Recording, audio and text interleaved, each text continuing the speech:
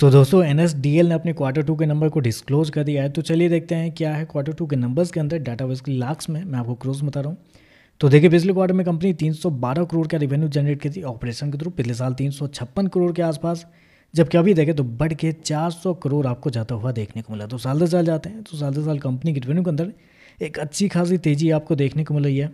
लगभग बोल सकते हैं 12 से 13% के आसपास का जंप है कंपनी के रेवेन्यू के अंदर साल दर साल, जबकि क्वार्टरली बेस पे जाते हैं तो क्वार्टरली बेस पे भी 30% के आसपास का जंप आपको देखने को मिला। तो कंपनी के रेवेन्यू के अंदर देखें तो साल दर साल क्वार्टर एक अच्छी खासी तेजी आपको देखने को मिल रही है।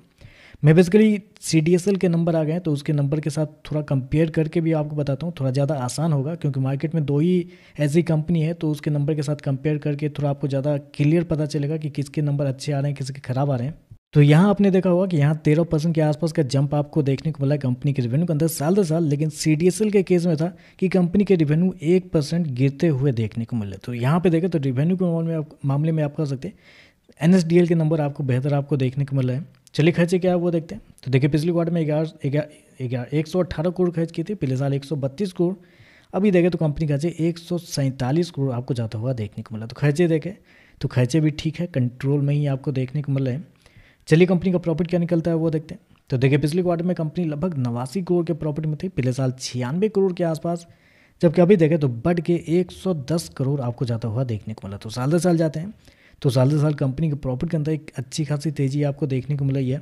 लगभग बोल सकते हैं आप 15% के आसपास का जंप है कंपनी के प्रॉफिट के अंदर साल दर साल, जबकि क्वार्टरली बेस पे जाते हैं तो क्वार्टरली बेस पे भी कंपनी के प्रॉफिट के अंदर लगभग वही कि 23% के आसपास का जंप है। तो कंपनी के प्रॉफिट देखें साल दर साल क्वार्टर बढ़ते हुए देखने को मिल रहा है। और वहीं अगर सीडीएसएल के केस में अगर देखने के लिए जाते हैं तो साल दर साल कंपनी के जो प्रॉफिट थे वो आपको गिरते हुए देखने को मिले थे। 14% के आसपास की गिरावट थी सीडीएसएल के प्रॉफिट के अंदर साल दर साल, लेकिन यहाँ देखें तो कंपनी के प्रॉफिट के अंदर 15% के आसपास की तेजी आपको देखने को मिले। तो एनएसडीएल आप कह सकते हैं सीडीएसएल से बेहतर इस बार नंबर आपको देते हुए देखने को मिले।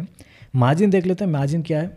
तो देखिए पिछले साल जो कंपनी का मार्जिन था वो था आपका लगभग 26.96% के आसपास। पिछले क्वार्टर की बात करते हैं तो पिछले क्वार्टर में कंपनी का मार्जिन 28.72% के आसपास था, जबकि अभी देखें तो कंपनी का मार्जिन 27.56% आपको जाता हुआ देखने को। तो साल दर साल देखें तो कंपनी के मार्जिन बढ़ रहे हैं, लेकिन क्वार्टरली बेस पे जाते हैं तो हल्की सी गिरावट है कंपनी के मार्जिन के अंदर। तो कंपनी का मार्जिन साल दर साल बढ़ता हुआ देखने को मिला है। सीडीएसएल के केस में अगर देखा जाए तो कंपनी के जो मार्जिन जो इस क्वार्टर में आपको आते हुए देखने को मिले वो है लगभग 43.85% के आसपास। तो मार्जिन के मामले में देखें तो सीडीएसएल तो बहुत आगे आपको देखने को मिला है कंपनी, क्योंकि 27% के मार्जिन पे एनएसडीएल काम कर रहा है और 43-44% के मार्जिन पे सीडीएसएल काम करता हुआ देखने को मिला है।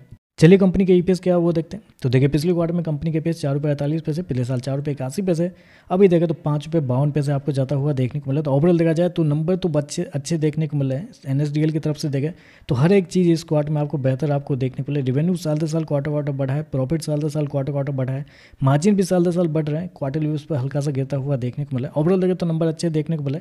मुझे लगता है कि सीडीएसएल से अच्छे नंबर एनएसडीएल के आपको आते हुए देखने को मिले हैं।